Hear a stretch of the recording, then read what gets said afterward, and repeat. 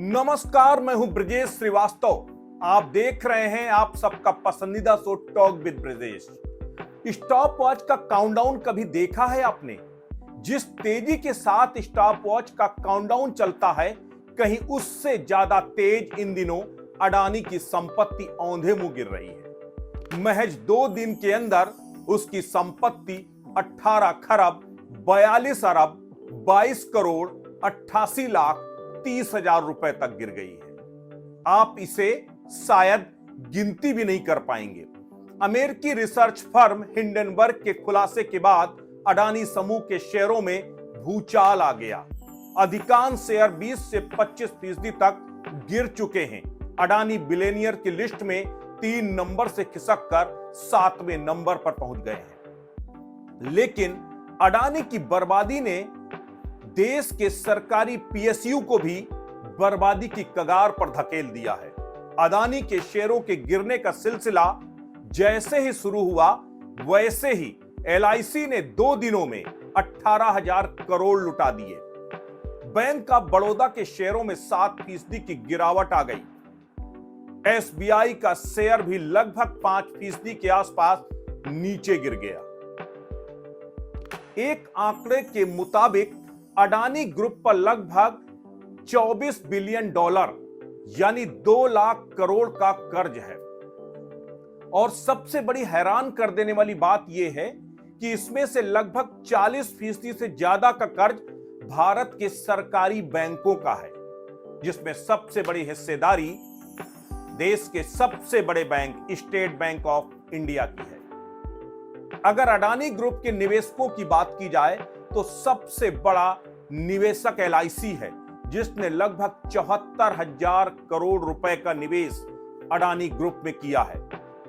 Adani enterprises का अभी जो नया लॉन्च हुआ एफपीओ है, उसमें भी एलआईसी ने 37 मिलियन डॉलर खर्च किए हैं, यानी लगभग 4.23% की हिस्सेदारी एलआईसी ने अडानी ग्रुप में खरीदी है।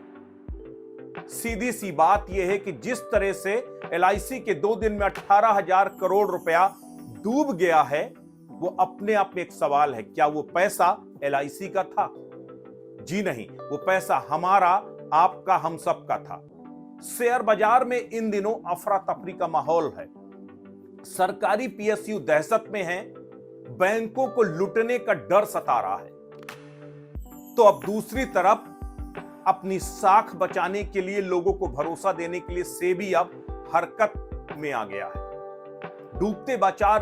डूबता जो बाजार है उसको बचाने के लिए सेबी अब सतर्क हो गया है। हिंडनबर्ग ने जो सवाल अडानी से 86 सवाल पूछे, अब उसकी सेबी जांच करेगा। इसके साथ ही अडानी ग्रुप के वो तमाम जो सौदे थे, वो भी उसकी भी जांच करेगा। अब सबसे बड़ी बात यह है कि सेबी ऐसे वक्त में हरकत में आया है जब बाजार लगभग डूब रहा है, बाजार लगातार कोलैप्स कर रहा है।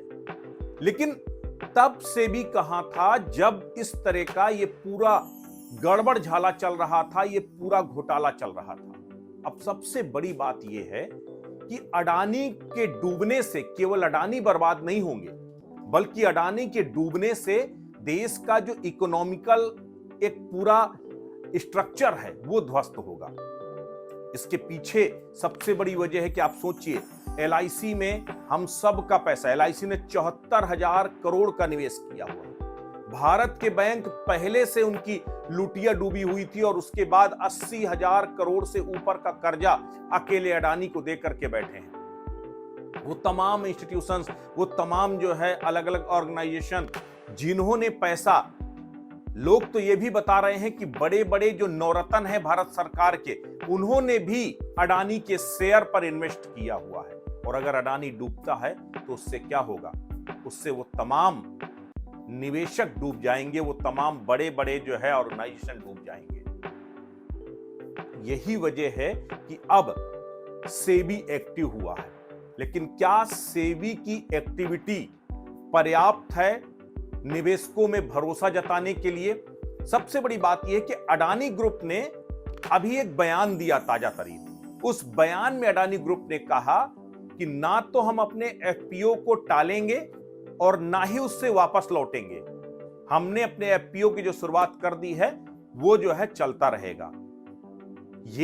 ये बताता है कि किस तरीके से अडानी ग्रुप अभी भी न सिर्फ अपने निर्णयों में कंटिन्यू है, बल्कि वो उस कॉन्फिडेंस के साथ वो ये बताना चाह रहा है कि वो जो हमारे खिलाफ जो हिंडनबर्ग ने जो साजिश रची है, हम उससे बिल्कुल भी परेशान नहीं हैं।